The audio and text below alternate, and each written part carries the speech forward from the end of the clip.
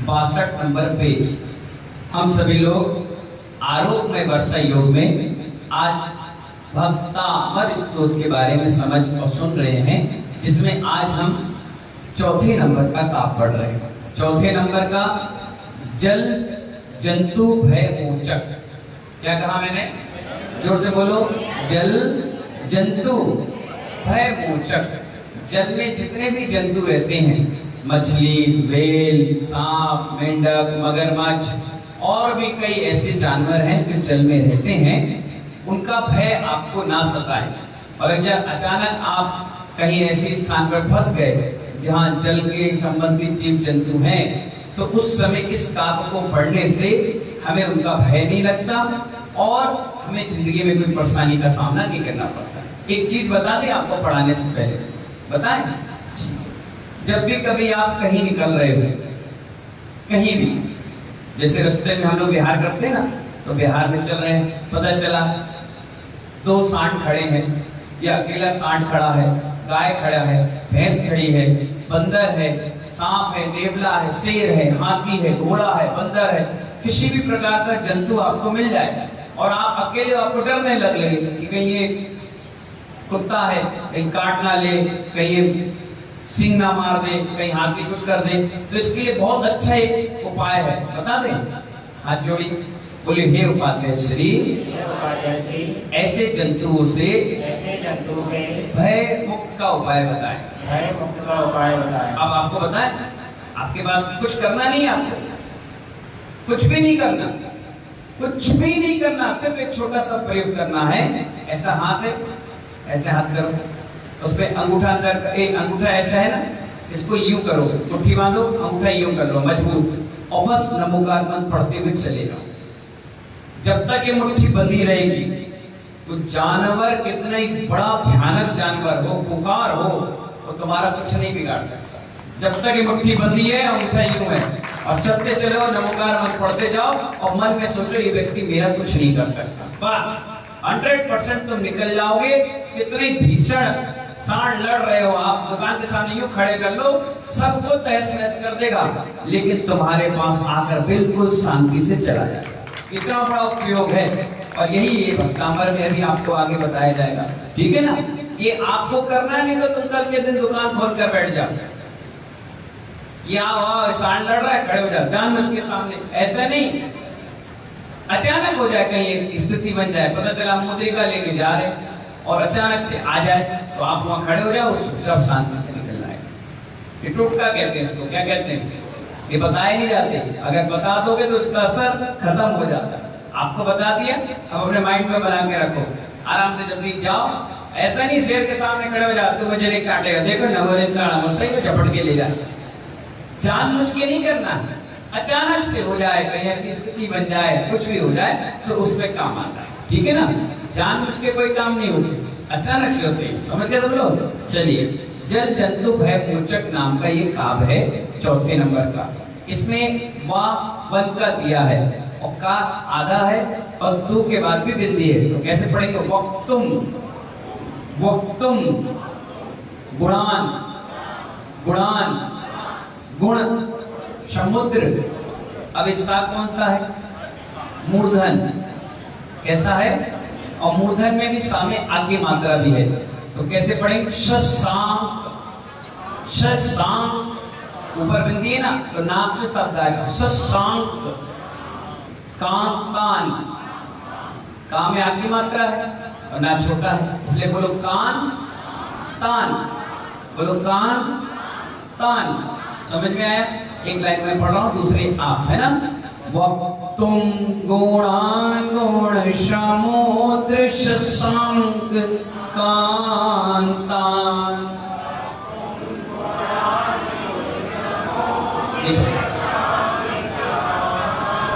वक्तुम गुणान गुण समुद्र शशांक कांतान।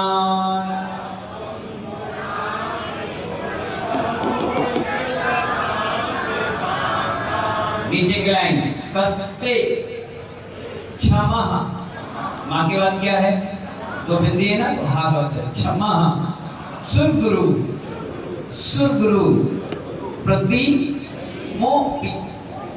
आ नहीं है वो, लेकिन उच्चारण आ का आता है। मोपी, मोपी नहीं बोलना, छोटी है ना, मोपी। बुद्ध्या, बुद्ध्या पढ़े। कस्ते क्षमः सुर गुरु प्रतिमोपि बोध्या।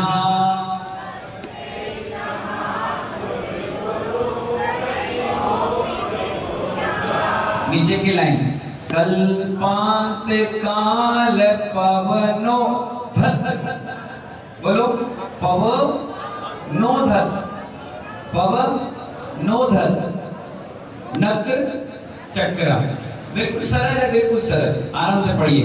कल्पांत काल पवनो धत नक्र चक्रम।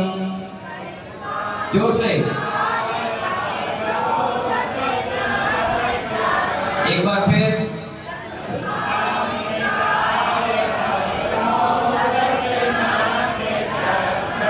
लास्ट लाइन, को वा, को वा नहीं है, को वा तरीतुम, तरीतुम मम, एक मिनट, तरीतु, तरीतु है, सॉरी मां आगे है ना। को वा तरीतु मल मम, अलग अलग कह लीजिए। मल मम, बोलो मल मम, 3 बार बोलो मल मम, मल मम, मल मम। भू निधिम, बोलो भू निधिम, भुजाभ्याम, भुजाभ्याम। याद हो गया, मल मम हो गया, भू निधि, भुजाभ्याम। अलग अलग श्रुति कर लिए, पढ़े। कोवा तरीतु मल मम भू निधिम भुजाभ्याम।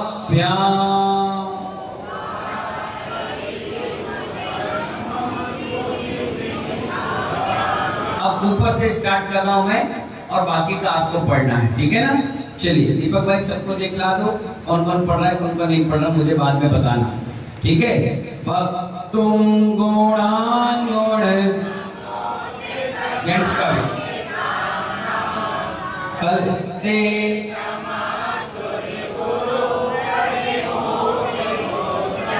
कल्पांत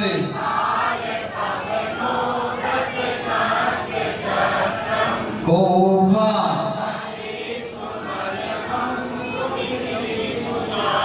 फिर से वक्तुम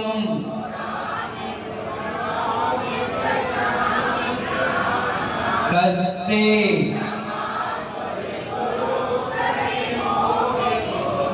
कल्पांत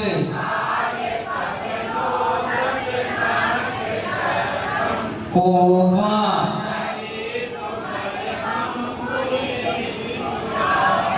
बहुत बढ़िया, तालियां बजा दीजिए एक बार। जल जंतु भय मोचक, क्या कहा? अचानक से घर में सांप निकला है। क्या निकला है? स्विमिंग पूल में गए, नदी में गए, तालाब में गए, कहीं नहाने कुएं पे गए, अचानक सांप आ जाए, तो इसी मंत्र को पढ़ना चाहिए। क्या करना चाहिए? इसी काव्य को पढ़ना चालू कर दो, जोर जोर से चिल्ला चिल्ला कर नहीं, मन में। 3 प्रकार की जाप होती है, कितने? एक बोलकर सबको सुनाई दे, एक ऐसी बोली जाती है कि बगल वालों को सुनाई ना दे, लेकिन मुंह से शब्द निकल रहे, जैसे मैं बोलता हूँ, आपको लग रहा मैं बोल रहा हूँ लेकिन सुनाई नहीं दे रहा ना, तो इसको भी होता है। एक होता है अंदर ही अंदर, न जीभ हिल रही, न दांत हिल रहे, न आंख हिल रही, न शरीर हिल रहा, लेकिन मंत्र चल रहा है। तो 3 प्रकार के ऐसी वक्तामल है, जोर जोर से पढ़ोगे, धीरे धीरे पढ़ोगे, और एक मन ही मन में पढ़ोगे, 3 प्रकार का। तो तीनों का असर अलग अलग होता है, जैसी जरूरत पड़ जाए वैसा। घर की शुद्धि हो रही है, मकान की शुद्धि हो रही है, दुकान की शुद्धि हो रही है, कोई कार्यक्रम चल रहा है, उसमें जोर जोर से पढ़ने पर ही असर होता है। अकेले पढ़ रहे हो, क्या कर रहे हो? अकेले पढ़ रहे हो, अकेले पढ़ रहे हो, ऐसे पढ़ो, आपको समझ में आए, नो डिस्टर्ब, किसी को डिस्टर्ब ना हो, मंदिर में पढ़ो। और अकेले बैठे हो, ध्यान करना है भक्तामर का, तो आंख बंद करके कोई बिना अंदर ही अंदर चलते रहे, उसका स्मरण चलता रहे। इस प्रकार से जाप होती है, समझ गए ना? चलिए, इसका पढ़ने का सिस्टम कौन करेगा? लेडीज पढ़ो। आंसू की अम्मा, क्या नाम है आपका? सरोज जी है? श्रीमती संतोष देवी। हाँ भाई, कवरेज करो। एक इधर आगे। हाँ भाई, संतोष जी पढ़िए। वाक्तं गुणाने गुणेशमोदे शशांके कांता कस्ते क्षमासुरे गुरु प्रतिमोपि बोध्या कल्पान्ते काले पविनोदते नाट्रे चक्रं को वातरतुमलमम्बो निधि बिम्बोझाभ्यां। फिर से चौथी लाइन। को वातरतिमलमम्बो। फिर से। को वातरतुमलमम्बो निधि बिम्बोझाभ्यां। निधि बुझाभ्यां। और प्रति मोपी, छोटी है, मोपी नहीं बोलना है, मोपी। ठीक है, बहुत बढ़िया। संतोष जी के लिए ताली हो जाएगी। और कौन सुनाएगा महिला वर्ग से? माइक सुनाओ। इसके बाद लूसन वाली देवी सुनाएंगी। आ जाओ पहले से।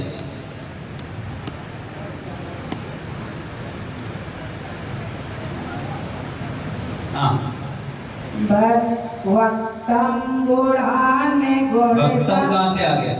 चश्मा, हाँ, चश्मा लगा के भी तू भूल जाओगी तो गड़बड़ हो जाएगी। वक्तं, हाँ, वक्तं गुणाने गुणसमोदे शशांके कांता कस्ते क्षमः सूर्य गुरु प्रतिमोपि बोध्या कल्पान्ते काले पविनोदते नाट्य चक्रं को वातरतुमलमं निधिं बोझाभ्यां। बहुत बढ़िया, जोरदार ताली बजाइए। पढ़िए लूसन वाली देवी।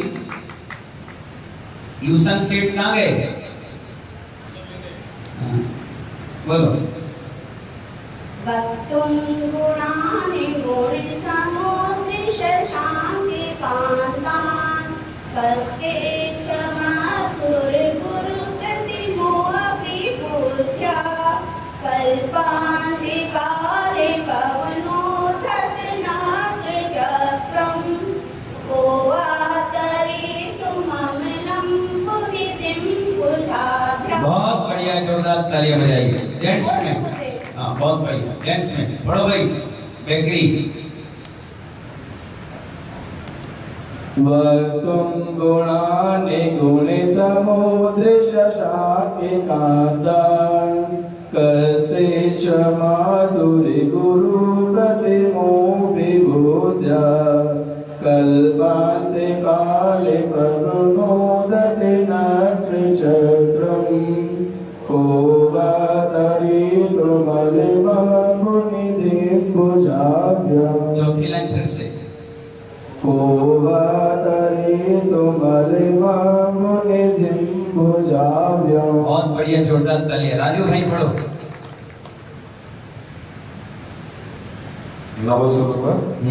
वक्तं गुणानि गुणसमुद्रे शशांके कान्तां कस्ते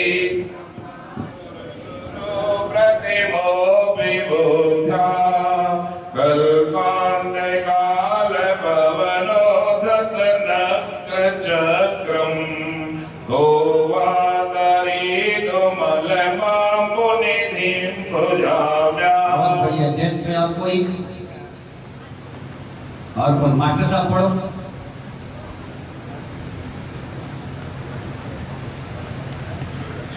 नमस्ते। हाँ, वक्तं गुणान् गुणसमुद्रे शशांके कान्तां कस्ते क्षमासुरे गुरु प्रतिमोपि बोध्या कल्पान्ते काले पवनोदते नाट्य चक्रं को वातरी तुमलमंबुनिधिं भुजाभ्यां। टाटा जी पढ़िए।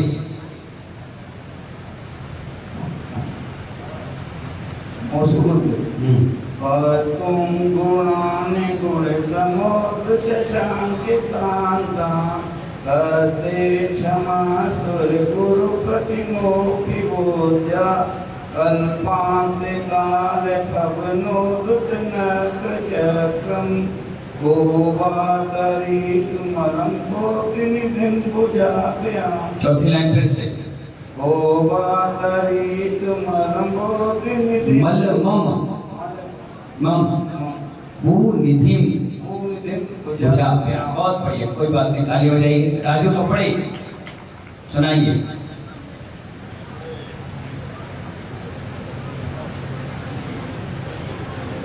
वक्तुं गुणानि गुणसमुद्र शशाङ्किकान्तान् हस्ते क्षमासुरगुरु प्रतिमोऽपि बोध्या कल्पान्ते काले पवनोदतनाग्रचक्रं को वातरीतुमलिमं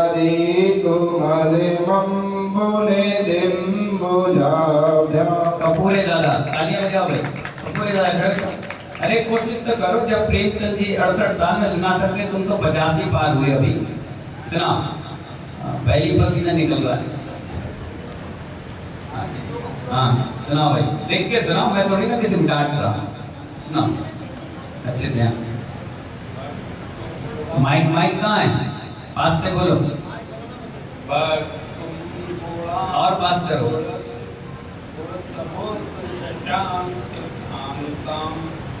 अस्ते क्षमा सुरगुरु प्रतिमोऽपि बुद्ध्या बुद्धिं कल्पान्त काल अनुगोदत नक्रचक्रं को वातरीतुमलं बुद्धिनिधिं भुजाभ्यां। बहुत बढ़िया, बहुत अच्छी कोशिश करी आपने। 75% सही पढ़ा है। जोरदार तालियां बजाइए। हाँ दत्ता, बगल वाले खड़े हो जाओ।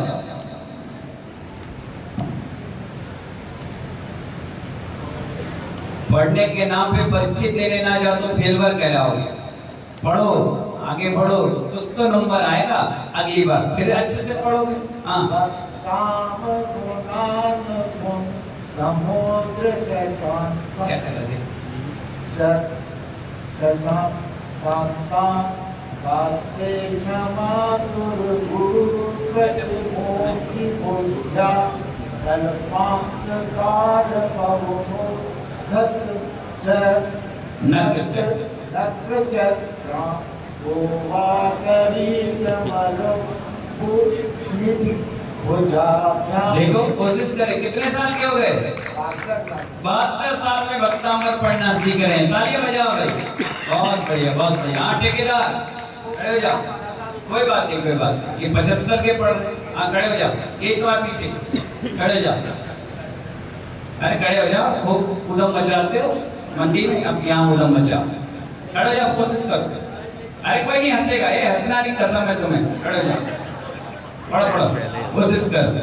अपना सीख पाए तो जिंदगी में किसी के मंच पे नहीं सीख पाओगे। हाँ सही बता रहे हैं हम। तांबर गुण समुद्र शंकरांत हस्ते क्षमा सुरगुरु प्रतिमोऽपि। दो लाइन पढ़ो, पढ़ो, अच्छा पढ़ रहे हो, कोई बात नहीं। अरे दो तो पढ़ लो। ताली बजाओ भाई। कल कोशिश करना। अमन सुनाओ। खड़े हो जाओ, खड़े हो जाओ। बूढ़े नहीं हो गए तुम, एक ही तो बच्चा है अभी। हाँ तुम गुणान गुण समुद्र शशाङ्कान्तान् हस्ते क्षमा सुरगुरु प्रतिमोऽपि बोध्या कल्पं काले पवनोदतनक्रचक्रं को वातरीतुमलं बुद्धिं भुजाभ्यां। भूनिधिं भुजाभ्यां। भुजाभ्याम बहुत बढ़िया, जोरदार ताली बजाओ। हाँ, लड़कियां हैं या लड़कियां पढ़ने वाली हैं? अनमैरिड? हाँ, आ जाओ, आ जाओ, चुटकी आ जाओ, पढ़ो। दो भैया माइक दो, अमन माइक दो, जल्दी जल्दी, लेट नहीं करो।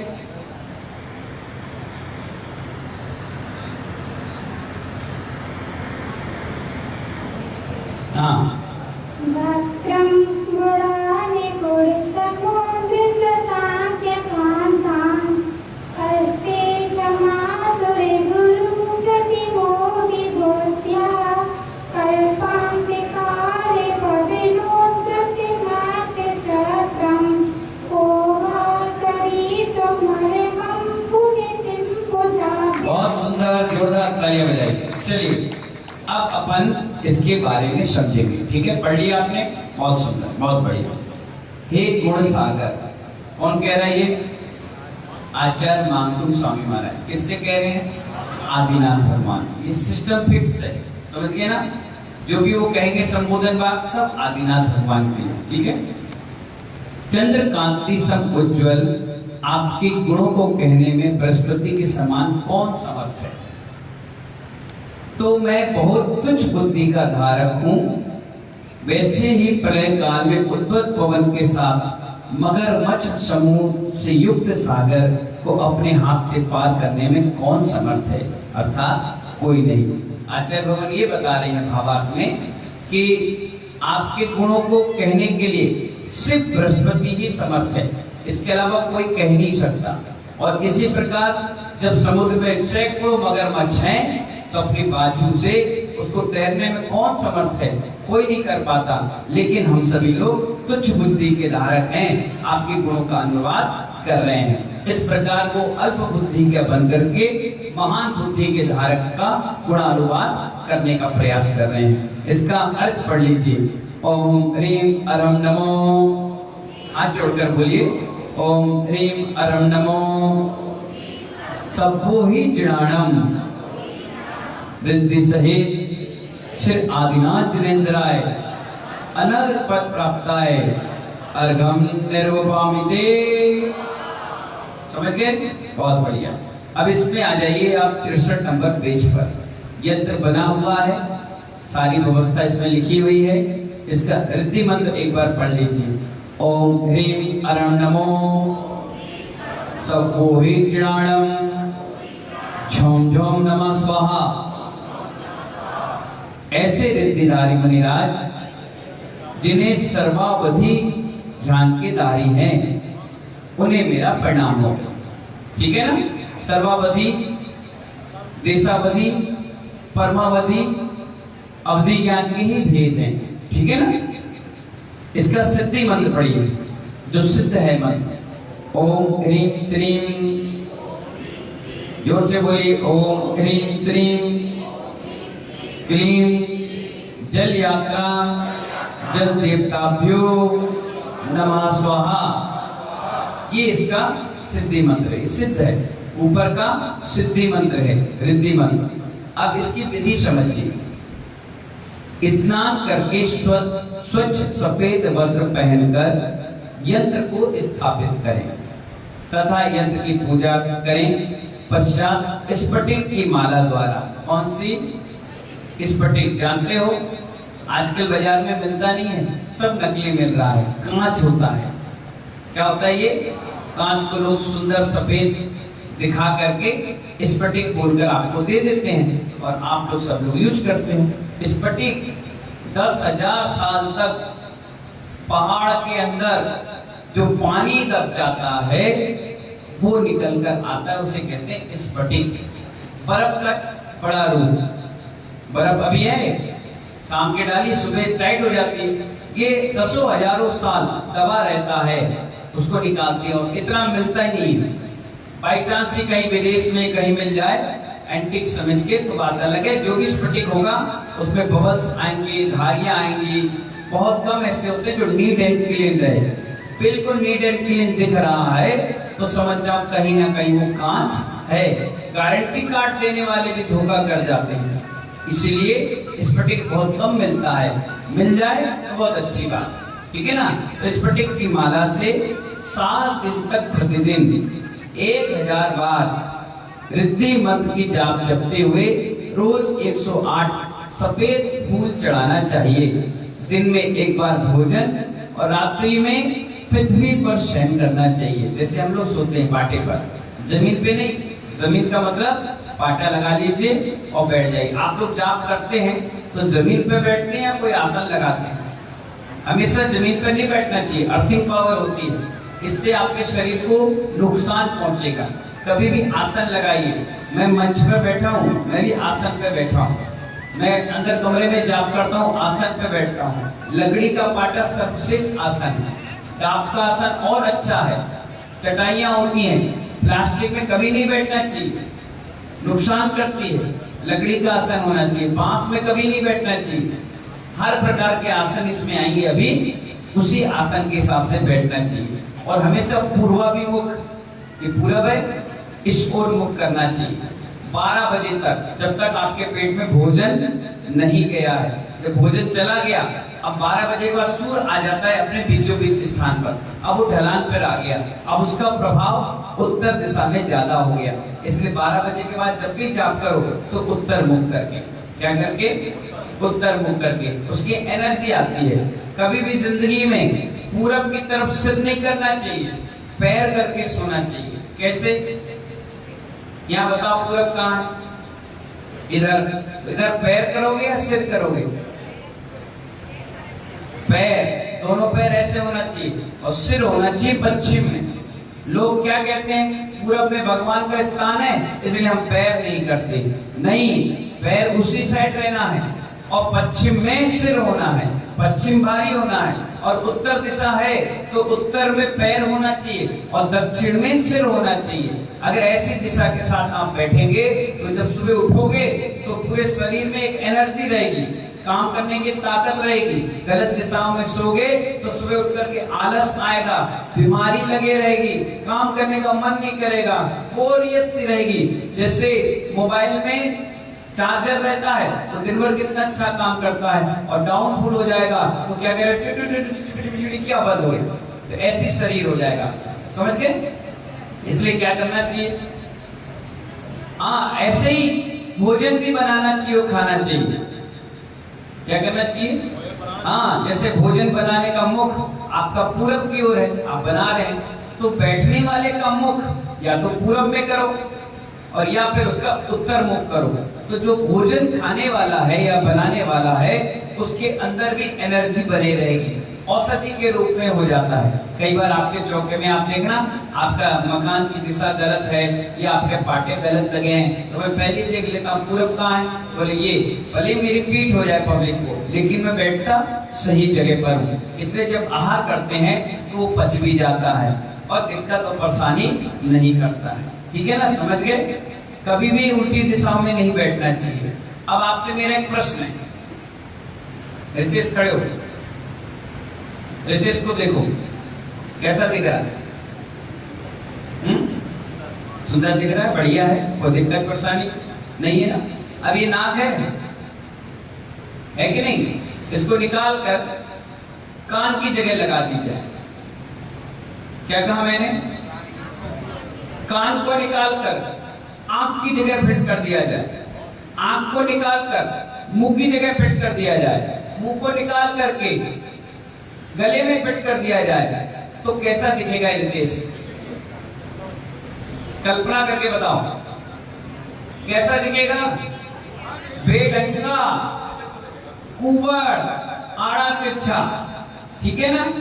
अब आप समझिए थोड़ा सा, आंख को आंख के स्थान पर लगाया जाएगा, कान को कान के स्थान पर लगाया जाएगा, नाक को नाक के स्थान पर लगाया जाएगा, तो शोभामायन होता है।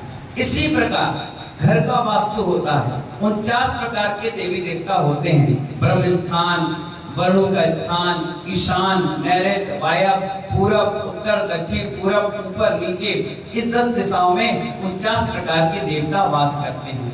एक व्यक्ति का शरीर ऐसा बनाया जाता है जहां मल का स्थान है वहां मल विसर्जित होता है, जहां नाभि का स्थान है उसे हमेशा खाली रखा जाता है, जहां माइंड का वहां बुद्धि का, हर जगह का अलग अलग सिस्टम बना हुआ है।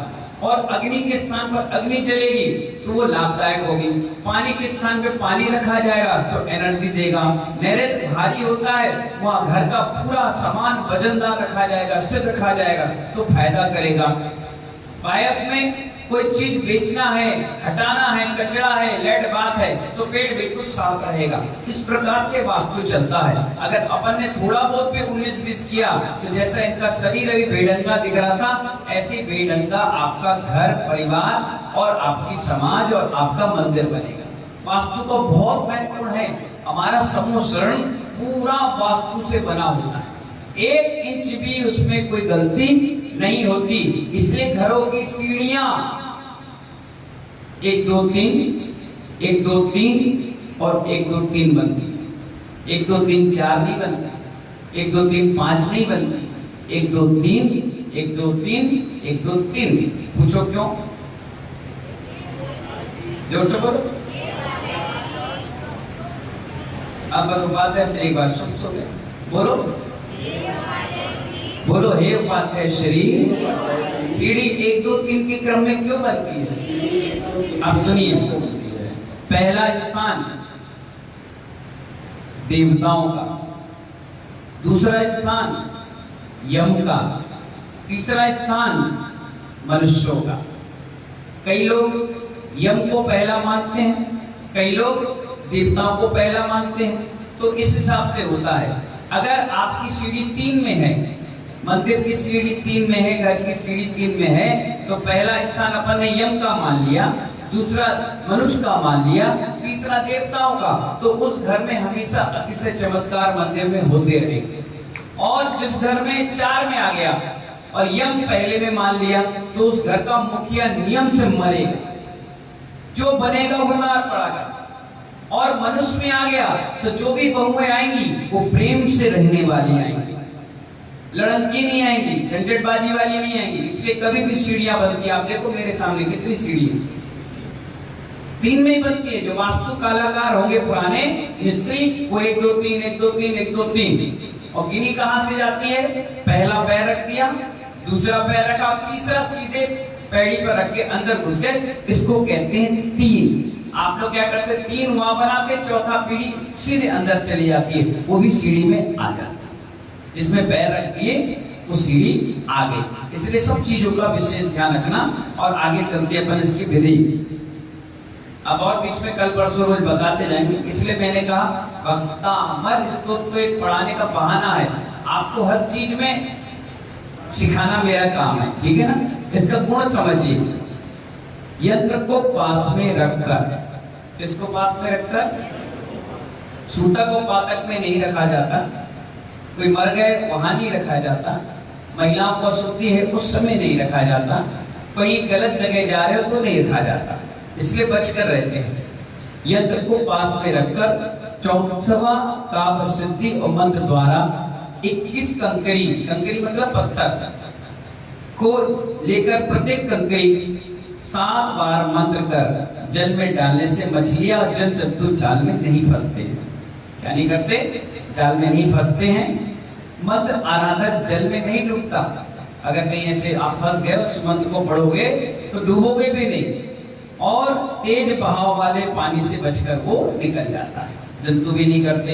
हर प्रकार के जल संबंधित घटनाएं आपको बचा कर रखती है। इस प्रकार ये पूरा काव्य है। क्या है? ये 4थे नंबर का काव्य। इसको पढ़ना, घर में जाकर रिवाइंड करना, और कल मैं तुमसे पूछूंगा, बताना। दीपक, तो इस प्रकार से भक्ता मर स्तोत्र का काम आज कंप्लीट हो गया। कैसा लगा आपको बताइए? जो लोग डर रहे हैं ना, उनको कल से आगे बैठाना। क्या